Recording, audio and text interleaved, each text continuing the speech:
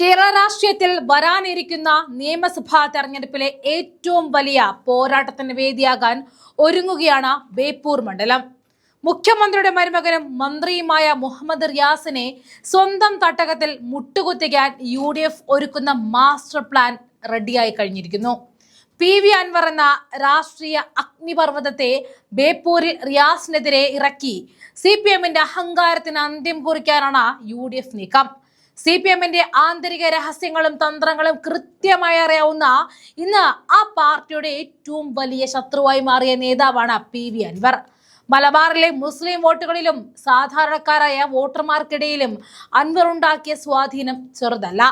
റിയാസിനെതിരെ ശക്തനായ ഒരു സ്ഥാനാർത്ഥി വേണമെന്ന UDF നേതൃത്വത്തിൽ ആലോചന അൻവറിലേക്കാണ് എത്തി നിൽക്കുന്നത്.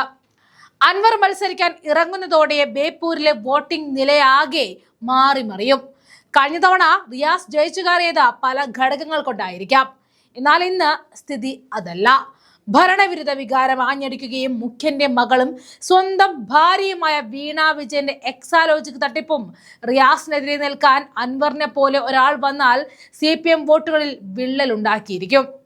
അൻവർ ഉയർത്തുന്ന രാഷ്ട്രീയ ചോദ്യങ്ങൾക്ക് മറുപടിയില്ലാതെ പതറുന്ന റിയാസിന് സ്വന്തം മണ്ഡലം നിലനിർത്തുക എന്നത് ബാലികേറ മലയാകും.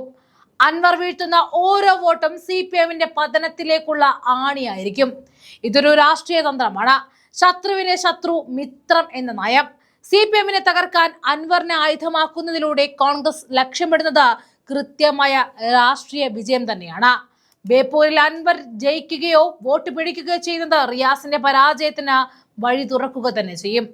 ഇത് കേവലം ഒരു സീറ്റിന്റെ പ്രശ്നമല്ല, മറിച്ച് പിണറായി വിജയന്റെ കുടുംബവാഴ്ചയ്ക്കും CPMന്റെ ധാർഷ്ട്യത്തിനും മേൽ ജനങ്ങൾ നൽകുന്ന പ്രഹരമായിട്ട് ഇതിനെ മാറ്റുകയാണ് കോൺഗ്രസ് ലക്ഷ്യം.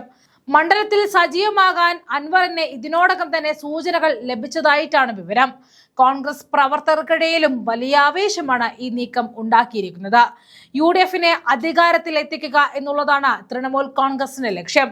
അതുകൊണ്ട് തന്നെ UDF പറയുന്നതനുസരിച്ച് മുന്നോട്ട് പോകാൻ തന്നെയാണ് അവരുടെയും തീരുമാനം. പ്രതിപക്ഷ നേതാവ് VD സതീശൻ സംഘടിപ്പിക്കുന്ന യാത്രയുടെ ഭാഗമായി വലിയ തരത്തിലുള്ള പ്രചാരണ പരിപാടികളുമായി തൃണമൂൽ കോൺഗ്രസ് മുന്നോട്ട് പോകുമെന്നും സൂചനകളുണ്ട്.